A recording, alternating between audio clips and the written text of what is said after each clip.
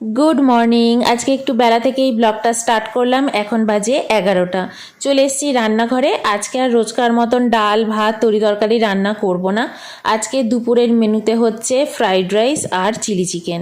দেখো, চিকেনটা আমি সকালবেলা একদম ম্যারিনেট করে রেখে দিয়েছি রসুন বাটা, আদা বাটা, সোয়া সস দিয়ে। আর একটু গোলমরিচও অ্যাড করেছি। আর এটা তাও 2 ঘন্টার মতন রেখে দিয়েছিলাম, কারণ অনেকটা সকালেই রেখেছি, 8টা সাড়ে 8টার সময়। আর এখন দেখো, এর মধ্যে একটা ডিম অ্যাড করে দিলাম আর একটু কর্নফ্লাওয়ারও অ্যাড করে নেব। কর্নফ্লাওয়ারটা একটু অল্প করেই অ্যাড করব। আমি সাধারণত ঘরে যখনই চিলি চিকেন এগুলো বানাই না, কর্নফ্লাওয়ার আমি বেশি অ্যাড করি না।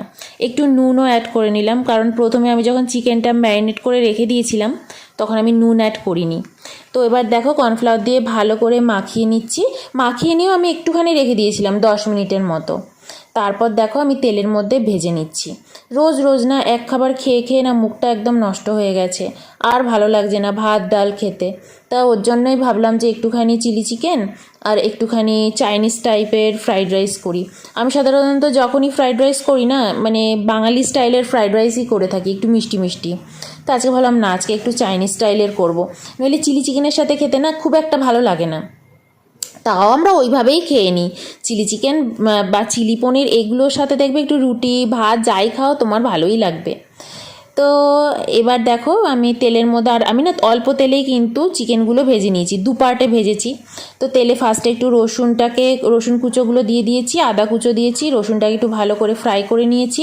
তার মধ্যে একটু বড় বড় করে পেঁয়াজ কেটে অ্যাড করে দিয়েছি, আর একটু ক্যাপসিকামও অ্যাড করেছি। বেশিক্ষণ নাড়াচাড়া করব না, যাতে কচকচে থাকে ব্যাপারটা, মানে সবজিগুলো। তো এর জন্য আমি অল্প করেই নাড়াচাড়া করে নিচ্ছি, আর একটুখানি সোয়া সস আর টমেটো সস অ্যাড করে দিচ্ছি। প্রথম টমেটো সসের বোতলটা শেষ হয়ে গেল, তারপরে নতুন যে টমেটো সসটা ছিল সেটাকে খুললাম। আর আমার ঘরে চিলি সস ছিল না, তো ওর জন্য একটুখানি কাশ্মীরি গুঁড়ো লঙ্কাও অ্যাড করে দিলাম, আর গোলমরিচ তো অ্যাড করছি। আর দেখো, চিকেনটা আমি অ্যাড করে নিয়েছি। তোমাদের বলেছি কি না ভুলে গেছি, এটা 250 গ্রামের মতনই চিকেন রয়েছে। আর একটুখানি কর্নফ্লাওয়ার গোলা জলও আমি অ্যাড করে দিলাম।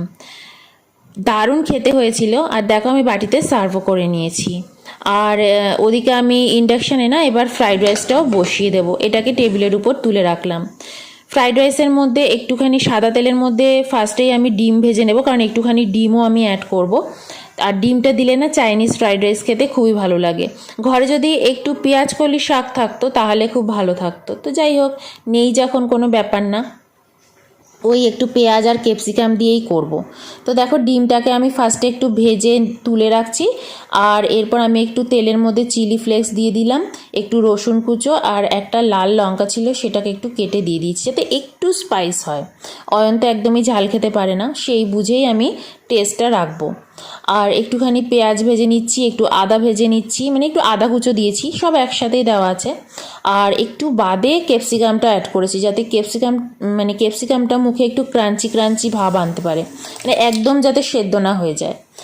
আর ভাতটা আমি করেই রেখেছিলাম, আর ওর মধ্যে একটু লেবুও দিয়ে রেখেছিলাম, যাতে ভাতটা ঝুরঝুরে থাকে, যেমন বিরিয়ানিতেও আমরা দিয়ে থাকি। একটু নুন একটু লেবু এগুলো দিয়েই ভাতটা করেছি।